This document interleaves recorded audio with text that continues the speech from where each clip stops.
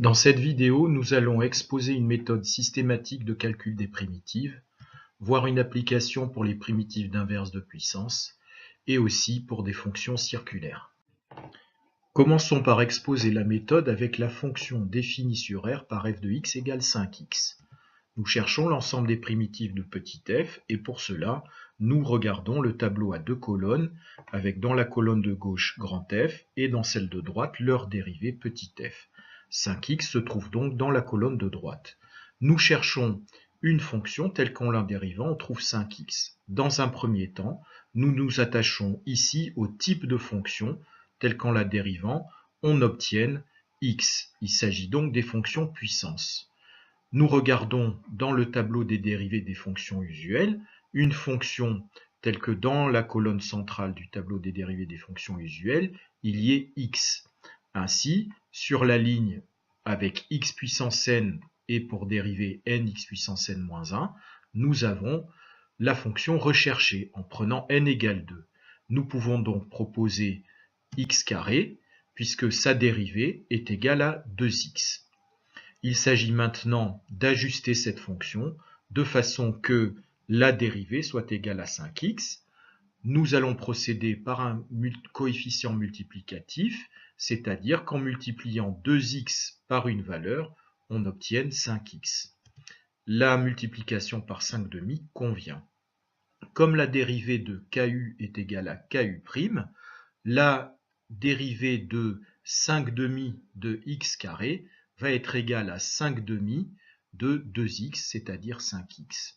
Ainsi, l'ensemble des primitives de f est constitué des fonctions grand F définies sur R par grand F de x égale 5/2 de x carré plus c, où c est une constante, puisque la dérivée d'une constante est nulle. Récapitulons maintenant la méthode systématique de recherche d'une primitive. Dans un premier temps, nous avons proposé un type de fonction pour la primitive.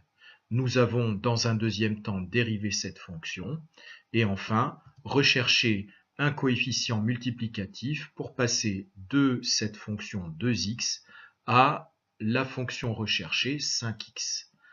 Dans un quatrième temps, nous avons multiplié le type de fonction pour la primitive par ce coefficient dans la colonne de gauche et enfin, nous avons écrit l'expression des primitives de f par l'ajout d'une constante. Appliquons maintenant la méthode de recherche systématique de primitives à la fonction petit f définie sur R par f de x égale 3 sur x3. La résolution se passe en 5 étapes. La première étape étant la recherche d'une fonction candidate telle que sa dérivée soit égale à 3 sur x3. Dans le tableau des dérivées des fonctions usuelles, nous voyons à la ligne de 1 sur x puissance n que la dérivée est moins n sur x puissance n plus 1. Ainsi, pour obtenir une fonction cube au dénominateur, il va falloir partir d'une puissance inférieure pour la fonction primitive. Ainsi, 1 sur x carré est une bonne fonction candidate pour tomber sur x3. La deuxième étape consiste à dériver cette fonction. Nous obtenons donc, en suivant le tableau des fonctions usuelles, moins 2 sur x au cube. La troisième étape consiste à trouver une constante multiplicative pour tomber sur 3 sur x3. Ainsi, en multipliant moins 2 sur x3 par moins 3/2, nous obtenons 3 sur x3. La quatrième étape consiste à multiplier la fonction candidate par cette même constante. Et enfin, on obtient l'ensemble des primitives par l'ajout d'une constante. Ainsi, les primitives de petit f sont définies sur R par grand F de x égale moins 3 sur 2x carré plus c, où c est une constante réelle. Dans le dernier exemple, nous allons déterminer l'ensemble des primitives de la fonction petit f définie sur R par f de t égale sinus de 3t plus pi sur 6.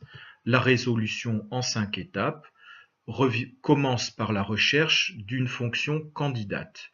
Dans le tableau des dérivées des fonctions usuelles, nous voyons à la dernière ligne que la dérivée de cosinus de oméga t plus phi est égale à moins oméga sinus de oméga t plus phi.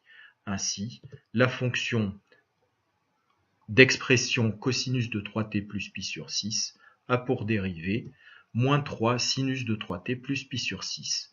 Nous recherchons donc maintenant un coefficient multiplicatif de façon que, en multipliant par ce coefficient, nous obtenions sinus de 3t plus pi sur 6.